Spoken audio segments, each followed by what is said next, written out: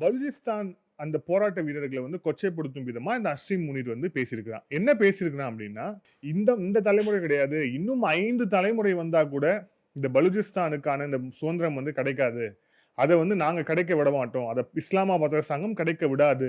அப்படின்னு அஸ்ஸிம் முனீர் வந்து ஒரு உச்சக்கட்ட திமிர்ல வந்து பேசின இந்த பேச்சு அப்படிங்கிறது, பலுசிஸ்தான் லிபரேஷன் ஆர்மி, அதுக்கப்புறம் வந்து ஒட்டுமொத்தமா இருக்கக்கூடிய இந்த பலுசிஸ்தான் வந்து சுதந்திரம் பெறணும் அப்படின்ட்டு வந்து போராடக்கூடிய எல்லாரையும் வந்து கொந்தளிப்பில வந்து ஆழ்த்தி இருக்கு அப்படிங்கிறத பார்க்கிறோம். இதோட பதிலடியா 2 விஷயம் நடந்திருக்கு.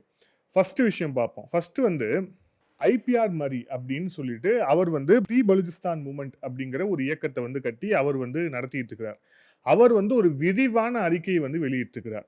அதுவும் குறிப்பா அந்த பலுசிஸ்தானுடைய மக்கள் அவங்களுடைய உணர்வு எப்படி இருக்கு, அந்த பலுசிஸ்தான் மக்களுடைய அந்த இளைஞர்களுடைய இதயத்தை வந்து எப்படி தட்டி எழுப்புறது உள்ளிட்ட விஷயங்களை வந்து வச்சு ரொம்ப ஸ்ட்ராங்கான அறிக்கையை வந்து அவர் வெளியிட்டிருக்கிறார். அதுல அவர் சொல்லும்போது, Balochistan will prove him wrong.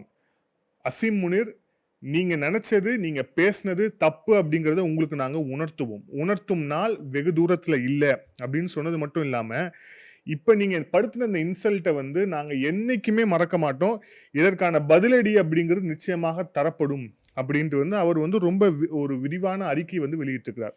அந்த அறிக்கையில வெறும் அசீம் முனிரை மட்டும் சொல்லல.